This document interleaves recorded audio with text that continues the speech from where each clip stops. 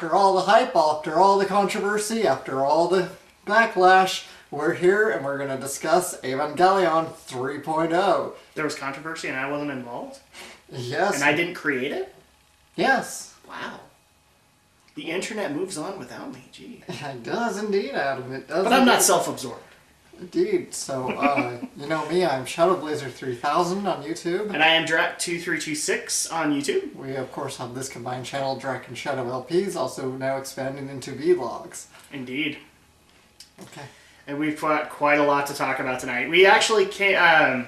this is not like a mainstream movie that came out. This was a unique anime opening that hit one of our local theaters. Mm-hmm. And I'm going to let the Shadowblazer himself explain the movie and all that. Okay, so Eva 3.0. A warning for anybody who's still holding off on the dub, because obviously this is still an incredibly limited screening. Funimation's also being kind of dickish by holding off on the DVD release till the theatrical runs are done. I think that's stupid, personally. Come on, Funimation. And if you're not going to open nationwide, don't bother.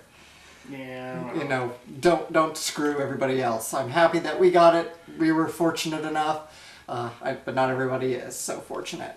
Okay, so... Well, now, that's just the way it works. Now on to the movie itself, of course. So the movie, of course, takes place right after essentially 2.0. Well, not exactly right after. It's now many years after 2.0. And it's after Shinji initiated the third impact.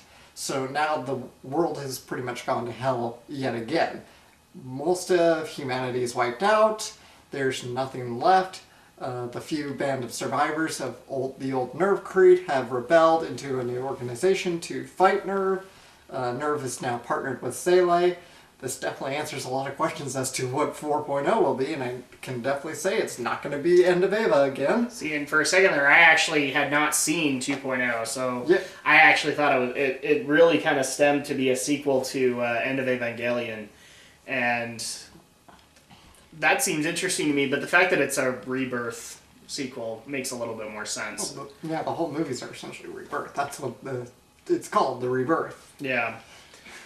But that's what I'm saying. I mean, I haven't seen it, but you could definitely say that this happened like after End of Evangelion. There was a lot of elements there. It has a very post-End of Eva feel, but you can tell it's very different.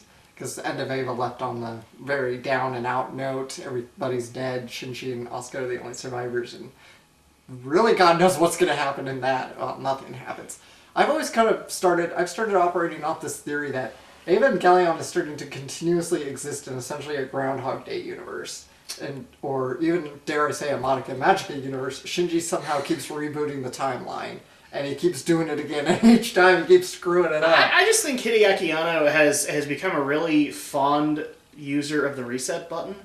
And eventually, what he doesn't realize is eventually that reset button breaks.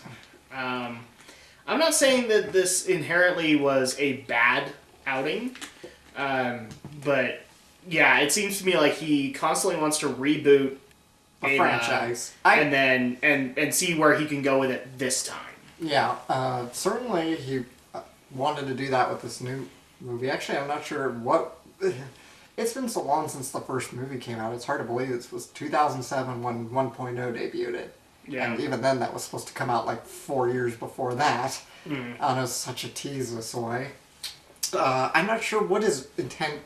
Well, I know what most of his intent was with the Rebuild series. It was to redo the series like he wanted it before all the budget cuts, before all the politics, before everything just got shot to hell because of everything that was going on in Japan at the time. I guess it was a very fragile political climate at this point when Evangelion first broadcasted. And of course... Oh my, yeah, Evangelion's had quite the legacy, you know, it's... definitely the most debated amongst anime fans. Just in terms of its story, just of what the staff has all become of it. You know, you've had Anno, who's always had this love-hate relationship with it. You've had several Gainax employees who've made their careers out of it. Yeah. And now have moved on to other things. Gainax is really losing a lot of its old talent. And, let's see if it gets some new. I'm not saying Gainax is dead or anything. I think it's still okay. Well, so let's actually kind of discuss the story a little bit. Once again, guys, these will contain spoilers because we like to go in depth. Yeah. So if you guys want to see Eva 3.0, pause this thing, go see it, and then come and see our thoughts. Otherwise, it's going to be spoilers all the way. I know we didn't put that on our Desolation of Smog, but yeah, spoilers. So there you go. You've been warned. So let's just kind of go over the story here. Especially from a person who had not seen 2.0 or Rebirth. This was definitely a new Eva to walk into. You start off in the Ville Wunder. I guess is the... Did they actually have a serial number for it? No, it's just the Ville Ship Wunder. And you're following Shinji... Well, you're following Shinji Ikari, and he's coming out, and he is, like, convicted. He is... Now, the fact that he initiated Third Impact, I'm finding this out. Now I understand why he seems like he has a sin to bear. That's why you missed. That's what because when you missed 2.0. In a lot of cases, like I looked at that and went, well, again, from my frame of reference, end of Evangelion, he was kind of responsible for putting the world back.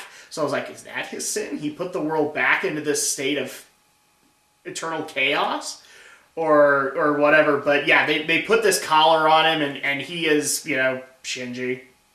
He's Shinji Ikari in full swing.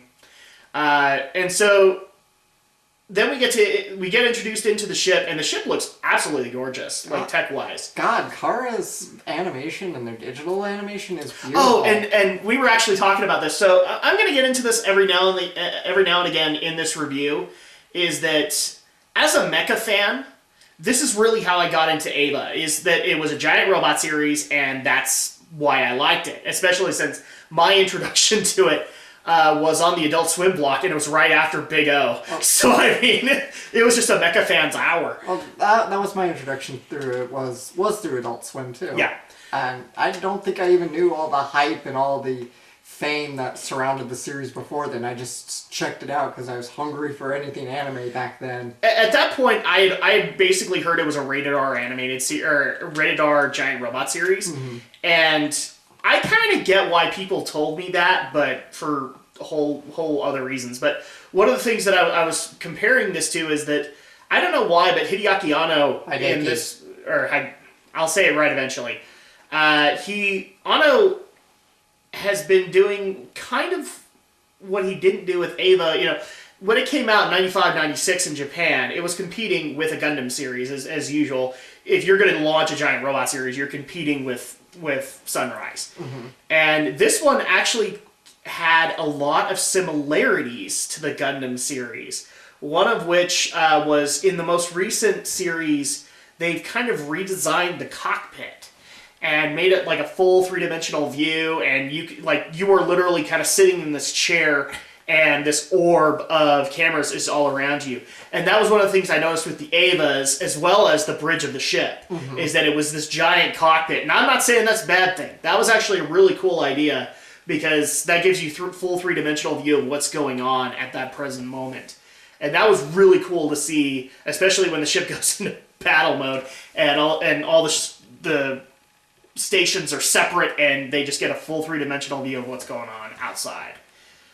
So, yeah, I've diverted from that. I'll go into the other comparisons later, one of which is also the ship Wunder is kind of the white base of this. It really is kind of portrayed as that. It's the ship of salvation. It's going to change everything. So, all right, I'm done ranting. So, at that point, Shinji gets to realize that he is not a pilot anymore. He has been exiled, roughly, and his Unit 1 has been used as the core engine of this ship. So, kind of showcasing the power of Unit 1 at this point. And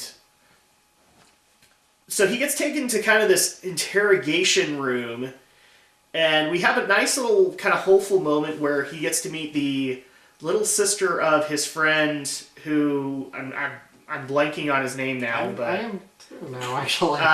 But yeah, he was technically in the Eva series. He was like the fourth child. Yeah, and he was pretty downplayed in the Rebuild movies. Yeah, I'm kind of not surprised by that. But yeah, we got this younger sister. She's supposed to be basically his ward. Toji, I think it was. Toji, there we go. And she's supposed to be Shinji's warden, basically. She's supposed to ensure that he never gets in an Eva again, which is kind of ironic, because like 5 seconds later, he hops into the hands of an Eva. Of course. Yeah, for some reason he can call out to Rei Ayanami, and she calls back and comes to, quote, rescue him. We don't know if it was a rescue or not. And they take him down to, I guess, what remains of Nerve Central HQ. The Geofront is destroyed, and at that point we get like a showcase of what Nerve is now, where it's just nothing but ruins. And he gets introduced to Kaoru, who is a revisit to the 12th Angel, who actually I think he's kind of the reason the Geofront's destroyed, isn't it? Because he got all the way through to Central Dogma. That was probably in the original series, but I believe in the Rebuild series it was Shinji who destroyed the Geo down. Okay. So this is where I'm going to be a little out of there, but we get introduced to Kaoru, and we get introduced to this universe's Gendo, who's, wow. He's got that visor on. He's got that visor. Dude, he looks like something out of Tron now. And I'm not saying Gendo was a bad character or anything. I actually like Gendo from the original series, but in this one he was like the master control program. And it was hilarious to look at him. And we still get his advisor, but at this point Shinji is presented to him, and he's told, okay, you're now going to be the pilot of the new Eva Unit 13. With Kaoru. So this is another interesting concept where it turns back to Gundam, where we have a dual-operated machine. This is not necessarily a Gundam trope, but it's something that they've been doing a lot recently in the later series. 00, I think, started it, but I'm a Gundam fan, but I haven't really seen a lot of what came before Wing. Zeta, I've seen pieces of, so I'm not sure how much of an established trope that is, but I do know in the later series they've done dual-operated mobile suits a number of times. And Rei is kind of downplayed in this series. Yeah. She... At least in this movie. She's given a plug suit that makes you think she's like Rei number 9. And she is very quiet. She doesn't know who she is. It seems like she just barely got out of the animation process. She doesn't know who Rei Ayanami is. She doesn't know what Rei Ayanami likes. And so you have some of these conversations with both Shinji and Kaoru, and Shinji and Rei, where Shinji's trying to understand what happened in the previous movie. He's trying to understand, did he actually save Rei, and is this the Rei he saved? And then his conversations with Kaoru are a little bit more upbeat, where they're learning to be in sync with each other, I guess, for the dual machine. Kind of the return of the both dance like you want to win episode. And also the return of the ultimate, just... I swear, Ava did Brokeback Mountain before Brokeback Mountain did it. Because you just had like these really weird, awkward... Oh yay moments. Yeah, yeah. And it's just, it's bad, but I mean, the difference that I would actually say in this compared to the series is at least Shinji is looking like he remotely feels something aside from, I don't want the world sheltered on my shoulders. You know, when you were seeing the scene with him and Kaoru playing the piano, he actually looked like he was remotely satisfied. I'm like, oh my gosh, Shinji's feeling an emotion aside from familiar ceiling. I mean, I don't even know how to describe the emotion. It's just like, oh, the world is on my shoulders. Oh, I must run away. Right. And so we have those moments. Eventually, they get to a point where Kaoru decides to show Shinji what he's done, and shows him, I guess it's the impact zone, where he hit third impact, and so you have traditional Shinji come back. I'm not responsible. I can't possibly be responsible. All I was trying to do was save Rei. Although I found it interesting that he had to be in like a radiation suit while Kaoru's just kind of walking. I don't get that, but okay. You know, I guess Kaoru's already been affected. He's dead already. Sorry, Star Trek plug right there. And then we have... Basically, they come to the resolution that they can save the world. They can save the world from third impact. All they have to do is attain the 2 lances of Longinus and Chaos. And they can do that with the dual-operated Unit 13. So we get into that. We get to see the new... By the way, the quick parody off, the new Evas are very awesome. I do like the fact that Anno has brought forth a lot of CG elements to the Evas, and it makes it seem like they are less human-like and more robotic. That was one of my beefs with the series, is that they seemed very like somebody just put on a very giant plug suit and was just walking around. Whereas this one, you can see the robotic elements of the Evas, and so CG has actually really helped this series. Yeah. It's made stuff you just really couldn't do back in the old days of cell and ink and paints. I mean, the best example is Asuka. Yes, Asuka's in this movie. Asuka's Unit 2, which looked the most human in most of the series, more than Unit 0, more than Unit 1. This one looked positively cybernetic, and almost kind of reflected Asuka's appearance, where it's very beaten up and very patched. I especially like the whole concept in her plug suit where apparently her butt's been patched. That made no sense. And then she's got the eye patch, whereas the Unit 2 version is got like a piece of metal basically over the left side of its face. Right. So it makes you think it's been through a lot. Pirate Asuka. Yes, indeed. That's kind of what it was. It was like... That's what everybody's been calling her since the... Asuka, you're a pirate! Since the third movie preview in 2.0, everyone's saying, Asuka Pirate! Which I'm guessing the injury to her eye happened in 2.0. Yes. Okay. I'm going to need to see 2.0 apparently, because I'm missing out on a lot of this stuff. Okay. The other thing that was interesting was the introduction of the new child, Mari. Mari's been around since maybe 1, I think. And I do like the fact that she kind of has a specialization in her area. She's kind of the sniper. She's held back and she's got like the really high-powered beam rifle. So when Asuka can't do it up close, she's got to do it from long range. That was kind of cool, and also just Mari's an interesting addition to Asuka in the fact that she's kind of like her. I want to say like Asuka's the doddering older sister, and Mari's the annoying little sister. And the fact that Asuka's never happy to talk to her, and always has to kind of keep her in line. That was an interesting concept for me, and I actually had to go look up her voice because she sounded very familiar. She actually sounded to me like a Gundam character, but now I know why, because she's from Full Metal Alchemist. She played Longfon, and I love the character Longfon, so awesome, good on you. And we did watch the English dub, and that's what was given to us in the theater. Yes.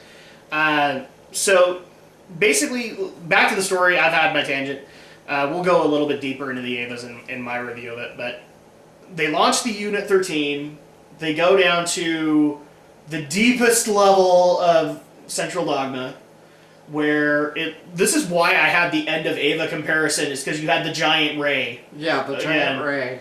And instead you had a Unit 6 impaled on the 2 lances, and then you had this Kaoru like sitting there for most of the time. It's like, this is wrong, this is not supposed to be the way it is. Because it's a trap.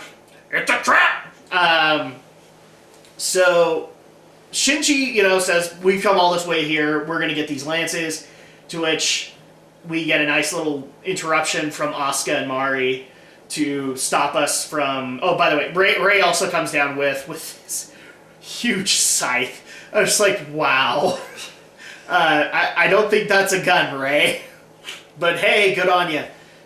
So while Unit 13 is trying to fight off Asuka, Ray is fighting off Mari, which eventually Unit 13 just finally says, F it, we're not fighting Asuka anymore, and grabs the lances.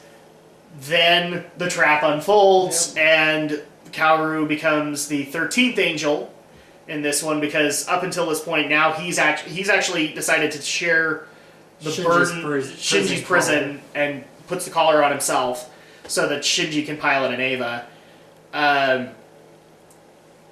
They pull it out, and he manifests as the 13th angel, and which I guess at that point, fourth impact begins. Right.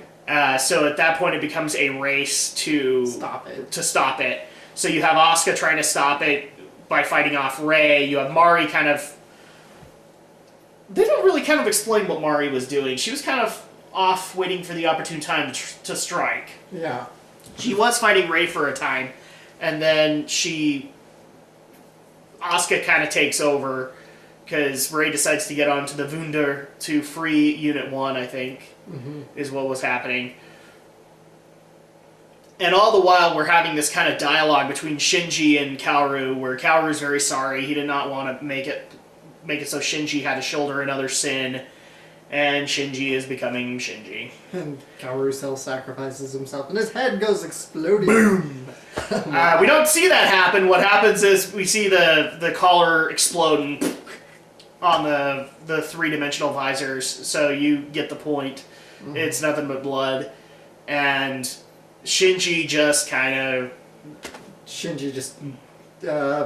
blue screens of death, basically. Pretty much. He crashes. He needs a reboot. Like usual. So, yeah, Shinji's back to his heroic blue screen of death moments. And so at that point, we also have a moment where, before Kaoru passes on, he actually stops the fourth impact by impaling the lances on himself. And so, yay, fourth impact has been stopped. And we basically end on a really interesting note in the fact that all the Evas have crashed onto the Earth's surface, and before Kaoru did his impaling act, he jettisoned the plug of Shinji's unit so that Asuka can get him out, and Rey actually is able to eject from her pod. And so at that point, it's the three of them trying to get to the nearest Vil outpost, I guess. Yeah, so they can get rescued. Yeah, and so you have Asuka, who's, being Asuka times 10, and Shinji, who is virtually catatonic. He can move and all that, but he's like a little kid who, like, in a temper tantrum just refuses to move. He just goes limp. Yeah. That's what he's doing this entire time, so thank you, Shinji, for growing up. Eva 3.0, you cannot grow up. You cannot grow up, you cannot redo growing up. And then we have Rey joining them too, but Rey still does not understand who she is. Right, she's still her half self. Yes, she doesn't understand who Rey Ayanami is. Also, the other interesting concept is Shinji is finally given the horrible truth of, at least in my interpretation of his mother, and who Rey is. Because she is... Right, she's Yui. She's Yui cloned. And actually, no, she's not cloned. She's like, the only remnant is genetic code, so that's all she is. She's not her soul, she's not her personality. So you had that moment, and of course we also had, it's typical Evangelion. You had fan service interspersed all over the place. Mari did some Dynaxing. Mari, Asuka did, Rey obviously did. It was all over the place. It's got. I would even say Kaoru gave you a little bit of fan service in one of those moments, but for the yaoi fangirls out there. But yeah, that's pretty much the plot of Evangelion 3.0. You cannot redo. So I've talked this entire time. So what are your thoughts on it, Alex? Okay, I thought the movie was pretty good actually. I can see now why the fans are as divided as they are. I've been hearing since the movie came out 2 years ago now in Japan that the fans were pretty heavily divided on this one. I can see why now. Anno's clearly rewriting the whole story. He's taken what was done before, he's tossed it, he's going to start it all over again with this new thing. Do you think it's sort of setting up as a backdoor pilot? I don't think so. That's kind of the viewpoint that I got, is that it seemed like a very glorified first episode. You could literally start a series off that. Now, we read later in Wikipedia that there is one more movie, so maybe that's what it's setting up for. So at that point, maybe that's what it's setting up for. But, if this had been a pilot to a new Evangelion series, I actually wouldn't have had a problem with it. But yeah, I interrupted you, so go on. Kaoru, I really did not like Kaoru in this. I mean, the theater, you could always hear in the theater, everyone was erupting in laughter. Maybe that was the intent, but he really is sort of the so bad it's good element to this movie. I just don't like it. I know the Brokeback element. You see, I think I probably missed a good chunk of the last half of the original series because various circumstances. So a lot of it's a big blur to me. I just remember a few elements from the original series, and I don't really remember Kaoru. Kaoru was there. Kaoru was more introduced to me through these rebuild movies, and what Kaoru reminded me a lot in this movie is in the original series they had that. I don't know if you remember this, but when Kaoru was introduced as the fifth child or whatever, they had like that really awkward bathhouse scene between him and Shinji where it almost looks like he's almost fondling him. Maybe it's just been too long, but I seriously don't remember. I do because I'm not saying he's not in the original series, I'm sure he is, but I just seriously don't remember him in the original series. I must have missed more than I thought. I do, but that's just because it was incredibly awkward. And I was literally kind of, when I saw that, and I did not see that on Adult Swim, by the way. I had to go look it up online to see the remaining episodes, because after about episode 12, Adult Swim wouldn't air anymore. And I just remember just literally clawing my gas. The scene was so freaking awkward to me, because it just seemed like, okay, we get it. Kaoru's kind of in love with Shinji, just do something and end this scene, because it's just not what I'm interested in seeing. But in true Anno fashion, the scene carried on for like 5 to 10 minutes. It seemed like an eternity. Because they had no animation budget. Pretty much, and that was pretty much like kind of the prelude to him going into Central Dogma as the 12th Angel, and the long awkward moment before Shinji has to actually kill him. I loved the fight scenes in this movie. The fight scenes were really good. Especially from Mari and Asuka. If more mechs had more kick-ass females like that, I'd probably watch more mech shows. I don't know why, I'm just attracted to shows with female protagonists. I don't know exactly why. You're an anime version of Joss Whedon? You just want a female superhero? I guess so. Okay. That works. So, yeah, the fight scenes were really, really good. I'll go into that because obviously I'm the mecha fan here, and that's why I was drawn to Eva. But anything else you'd like to highlight out in yours? So you overall liked it? Yes, I thought it was pretty good. I'm interested to see what the fourth movie will do now. I've been wondering that for a long while now, because I was wondering, is Anno going to do End of Eva again? Is he going to... But clearly he's not. Because this movie seems like he's already done End of Eva because he had the giant ray. And he's probably. I think he took elements out of what was 25-26 and kind of put them back into this movie, and now he's going to rewrite the ending again. I'm not surprised because just about every ending he's hated for some reason or another, because either the studio forced him to make it or it just didn't turn out the way he wanted because of budget and time. Well, he can't blame the studio anymore. It's his studio now. So. Yeah, now it's his studio. So this is going to be the ending that should satisfy him, I'm sure. Okay. So that's your viewpoint of it? Yes. Okay, I've got quite a bit to go over in mine, because obviously I'm a mecha fan, and I do want to go over the technology in this, because... And I think I'll actually start there. The technology was brilliant in this movie. It's very sci-fi, I find. Way better, in my opinion, than the original series. The original series always... they didn't really keep the tech in front. They kept the mysticism in front of it. And that always kind of bothered me in the series, whereas this one actually did kind of put the tech in front. And so, like, for example, the 3D displays, I love that, because that's one of the things in the most recent Gundam series that I just absolutely love that they did, because it would be kind of how technology would evolve. Eventually you would go from not having fixed cameras in your mobile seat or whatever to a full three-dimensional view of what you're looking at. Otherwise, you're not going anywhere. You'll just be using cameras.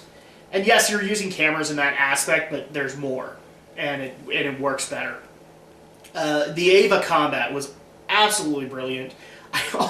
There are so many nods back to Gundam that I can't even begin to mention, but like one of the nods to me was to Gundam was the combat.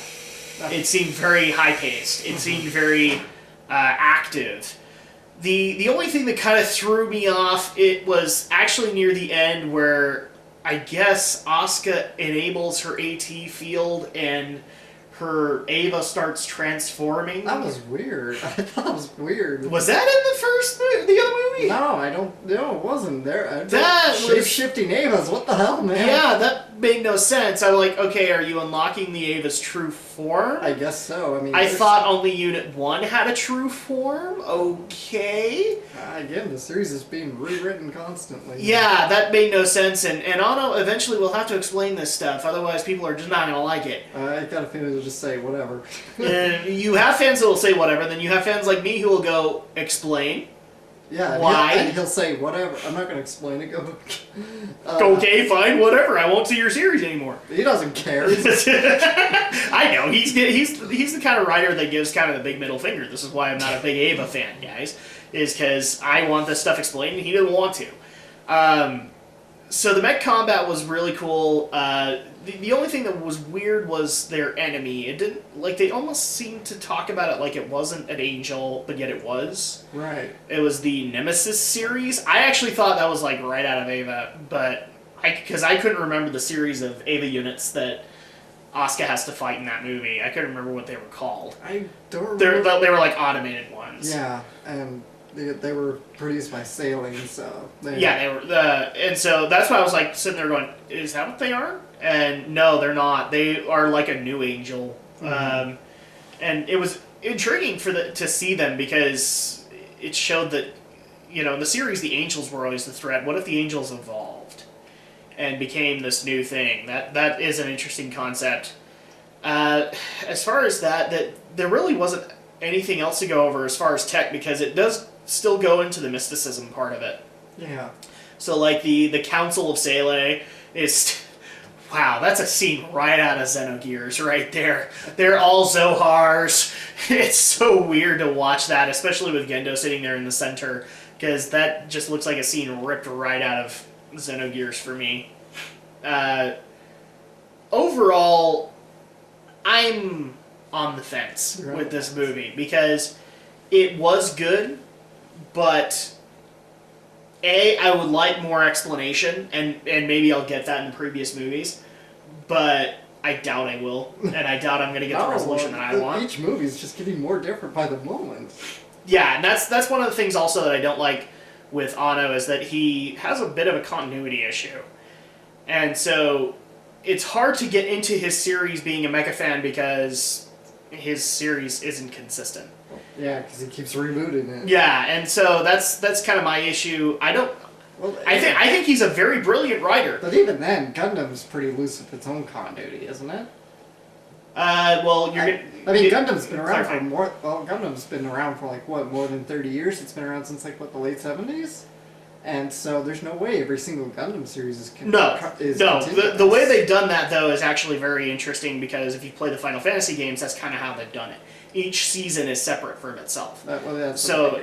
Each season is separate from its own continuity. A few mirror, like for example, the original series is heavily mirrored by Gundam Seed, and I've heard numerous tellings of they wanted to do that because the animation was better and things like that. The other comparison is that Gundam Wing is very mirrored in Gundam 00. And yes, that's kind of true, but it's not. It's a different kind of telling of how Wing carried out. Right. So the continuity is not problematic because they will just do it all in maybe 1 to 2 seasons. Usually, it used to be just one season, maybe 2. In the most recent series, they've gone into a second season a lot more often and resolved things. Maybe did a movie afterwards. And then ended it there, and then they go into the new continuity. All right. So and again, I'm not harping on Anno for his lack of continuity. I think he's a brilliant writer. I think if he actually did continuity, this would be an awesome series, and it would be heralded. But the fact that he doesn't want to be consistent, he wants to change the ending, he wants to reboot things. I have no problem with this, but again, when you become so fond of that reset button, like DC Comics, eventually that reset button breaks, and it's not enough. And so that would be my issue with Anos. I think he could really do a continuous story and do it well, but he doesn't seem to want to. So that's kind of my issue with it. Aside from that, I like the characters a little bit more than I did in the original series. That's why I wouldn't mind if this was its own series. Asuka was a little bit more compelling than she was in the series. Rey was Rey. I think I'm gonna have to disagree with you just a bit there. Shinji certainly is different and I think even improved, even though I've always found Shinji a sympathetic protagonist because he's not the orange jumpsuit, I gotta be the very best, well, whatever I gotta be the best, I'm gonna prove myself, believe it, kind of guy. He was a flawed and very deeply troubled young child. That didn't change, ever. Yeah, and that's actually something I don't know, I guess I kind of like that. Not that I like necessarily wimpy protagonists, but there's something about deeply flawed protagonists that is pretty interesting, especially in what is a shonen anime. And what shonen anime is always aimed at young males. So you look at shows like Naruto, you look at shows like Bleach, you look at other shows in this demographic and genre, and the heroes are always these badass guys who've got really no issues, and Shinji was just totally... I've recommended Gundam to you numerous times, and you've literally described to me, like, there's one series in particular where I could tell you that exactly happens, but he's better, in my opinion, than Shinji. Why? Because he actually evolves as a character. Because he evolves as a character. That's my problem with Shinji, is that he is constantly in limbo. Right, and Asuka, I think I'd prefer her in the original series, because she's a brute, but she had she has deep psychological scars. And again, I'm a sucker, I guess, for these deeply flawed protagonists. It's why I enjoyed something like Madoka Magica so much. I don't have a problem with deeply flawed characters. I get it. I'm not saying you do. Yeah. My issue with them is, okay, you can sit there and you can lament about how you've had such a hard life. Mm-hmm. Or you can stand up. Well, I gotta say, that's what we gotta talk about that, because Asuka and both Mari and Asuka kind of do this in the series. They both kind of kick Shinji's ass and say, get over yourself and get your ass up and let's go. Well, Mari wasn't in the original series. She may have been in these new ones. No, but... Mari's created for this new movie series. And if they did, then I'm fine with that, because you know what? In a lot of cases, Shinji I hate as a character. Why? Because he always gives me that intention that he's the one character that needs a real giant boot up his butt. Yeah. And I understand. And I actually like the fact that Asuka, in the end of it, starts to give him that. Mm-hmm. I was like, thank you! You're doing what the audience wants somebody to do. Instead of Shinji having this, childish fit in the plug tube. So, yeah, I'm not saying... To me, this series version of Asuka is different in the fact that in a lot of cases, she had the same problem as Shinji in the series, where she played victim for a long, long time. And I actually think the only time that was resolved was End of Eva, when she actually did go through the character revelation I wanted to see Shinji go through, and never happened. Whereas in this one, she's totally that. She's gotten over her problems, and now she's sick and tired of Shinji being Shinji. Right. So, and Mari I actually want to learn more about, because Mari was one of the few ones where I was like, Mari's just never had much backstory to her, even in the other two movies. Well, that's because she was kind of shoehorned in by sort of Anna's colleagues. His co-directors on this have kind of demanded that they shoehorn in Mari just so that... But for this triad, that's actually kind of a welcome change. You needed a fourth personality in there to offshoot off of each other. That way you can...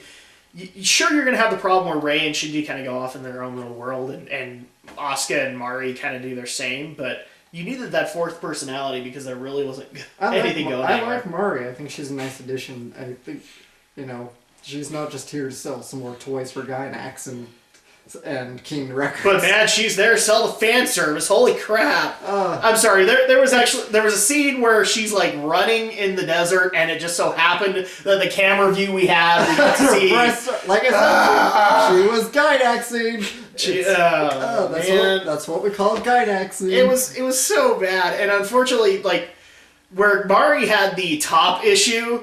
In the interrogation room, Asuka had the bottom issue, where, yes, we get it, that's your crotch, Asuka. Oh god, favorite line from Asuka. He's not just an idiot, he's an asshole. Oh, that was awesome. That was a great moment. I was like, holy crap, she's emoting something, I'm totally proud of her. And the whole theater just erupted. Oh yeah, it was awesome. Brilliant. Especially Tiffany Grant still agreed to that. Tiffany Grant must have had so much fun doing this. I'm sure she did. It was awesome. God, I want to go to another convention and talk to her about this now. Yeah, exactly.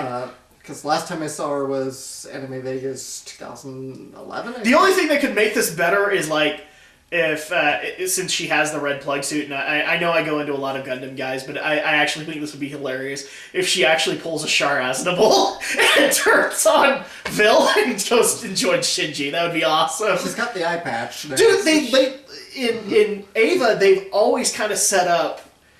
If they were in Gundam, Shinji and Asuka would be the protagonist and the antagonist. Right. They would be against each other. And so that's one of the things that I find so interesting in Eva is that even though they're supposed to be buddies, Anna pits them against each other a lot. Especially in the dancing episode where they're supposed to work together. They had that love-hate relationship, and I love that about them. Yeah, and I kind of miss that about Asuka too now. And I miss kind of her German background. They really downplayed that in these movies. Well, and somebody was one of the websites I was looking into, she's not even named Soryu anymore. No, she's renamed Shinigami. Shinigami. And I was like, wow. It's been the conventions of naming them after battleships from World War II. Yeah, and so that's a little disturbing for me because I actually like the fact that you could have the emergence of Eva-prone children in other countries. And so she was like the only example of this. And they actually could have done that with Maru too, because she was kind of British. Yeah, Maru. You could have made her a British child. My final thoughts on it, if I were to give this on a 10 scale, I'd probably give it a 7. That's probably where I give it. I would give it a C because it did what I think Anna wanted it to do. And it got me interested to go back and see the previous movies, as well as go and see the final one. Whatever the hell that's gonna be. But it's supposed to come out in 2013, but no. Well, this one came out in 2014. So that's the English release did. So basically, the original was 2012. So you could basically expect this in 2018. Probably. Well, I think even like the first movie was supposed to debut in 2002, 2007. Movie 2 is probably 2008, 2009. This movie, 2012. This is why I can't be an Anno fan, man. God, Anno is a tease. He really is. He gives such a middle finger to his fans. Yeah. And he's always had that real kind of contention against the otaku crowd, which is kind of ironic considering him and his colleagues were essentially fans that founded their own studio and went nuts with it. There's a little bit of hypocrisy with Anno, and that's why in a lot of cases I can't be a fan of him. Because he just hasn't really done enough for me to call myself a fan. He's a fine animator, great writer, great director, I think. I think if he's got somebody to bark orders to him, he's a great guy. I gotta say, though, I just did not like her circumstances from him. It was an overly cheesy romantic comedy. Yeah. So, bottom line, I would give it kind of a 7 out of 10. I think it was a C. I think he did very, very well, but 7.5 for me, just because the animation's so great and the digital design is so beautiful. Yeah, CG really helped this series. You can see why he wanted to, I think, remake it, considering, he was so limited by the old ink and paint cell animation from the 90s. Yeah. Now he gets to fully realize it, and and the same was really true with Eva 2.0. That's some really, even more than 1.0, because 1.0 is a shot-by-shot remake almost. 2.0 is kind of its own thing, and some real dazzling effects and cinematography in 2.0. I loved it. See, and the thing also that I find interesting is here's how CG has benefited this series so well. You mentioned this. There are other sci-fi series that have done similar concepts, and it's failed. Yeah, not every animation really adapts to the sci-fi. I'm talking games. I'm talking like US TV that has done this, and it's looked horrible. Especially the whole concept on the hexagon-shaped cells and things like that. That it's looked horrible, and Otto owned it. Otto made it really work well within this universe. Yeah, he's a visual wizard, really. So, yeah, CG really helped this and benefited from it. But, unfortunately, the fact that Otto likes to give a middle finger to his fans and we don't know when the last movie's coming out is, I think, why we're just giving it kind of a C. It's passable, but it's not the greatness that it could be. I always think Otto has such great potential, and he actually could be a contender in the mecha world. He just doesn't want to be. So he could do a slice of life. I say that, and I didn't like her circumstances. Even then, he quit halfway through. I honestly think Otto is a great guy when somebody is above him, because he used to do a lot of work for Miyazaki before Studio Ghibli was established, and he did really, really well. Yeah, but even then, that was only really as a key animator. And yeah. I think he does, when he was lead director on Evangelion, the series, he did fine. I don't think he's got an ego problem. He's just probably a little too ambitious and just too much of a perfectionist, and he can never be satisfied. And that's why I think in a lot of cases he needs somebody above him or he needs somebody partnered with him to say it's okay. Well, he does have... Sit back, it's okay. He does have like 3 other co-directors on these projects. Then why aren't they sitting back going, it's okay, dude. It's perfect. It's fine. You don't need to do anything. I don't know. I mean, these directors are kind of weird. Cause like I said, some of them demanded like Mari come in early or they don't join the project, and I don't know. I don't know what his colleagues are thinking half the time, but he's got a great... I don't know what Arnold's thinking half the time. He's got a great new studio. I'd love to see Kara kind of branch into some more productions. Hey, I think he's got the potential to do it. It's whether or not Anno has the willingness to do it. Well, even if he just sits back and does the planning or producing for it, I'd just like to see Kara kind of branch into it. They do effects. They do quite a bit of, I think, effects for other studios and other subcontracting work. I wouldn't be surprised if he did a lot of work for Ghibli, too. Yeah. Since he is buddies with Miyazaki, and I think he's also buddies with Takahata, but I might be wrong about that. I don't know about Takahata. Okay, so that's basically where Ava 3.0 You Cannot Redo hits. 7.5 from Alex, 7 for me. In the meantime, yeah, so that's what we thought of it. Hopefully you guys will enjoy it if you guys haven't seen it already. Otherwise, you've been spoiled. Find a fan sub if you're really anxious to see it. Yeah, so this isn't out yet? Not on DVD. Again, Funimation decided to delay it because of these theatrical runnings. And I don't... Funimation, come on, don't do that. Don't do that. It's becoming a weird business because... Not everybody lives in a radius of a big city theater. We're lucky, we're fortunate, but not everybody is. So just put the damn thing out on DVD. Again, it's becoming a very weird business in the fact that it's not just about importing anymore. It's because now you can stream it all over the world. And so some companies are doing that really, really well, and some are failing horribly. And Funimation is one of those that's kind of staggering. But in the meantime, that's a whole discussion for another time, maybe in the middle of a Let's Play, because we have that horrible habit. We need to just do a whole blog about that, I think. There's too much to talk about with anime. Anyway, so I think that'll do it for us. It's actually kind of late, so... Yeah. In the meantime, I am Drak. I'm Shadow. And we'll see you next time for the next vlog. Who knows what it will be.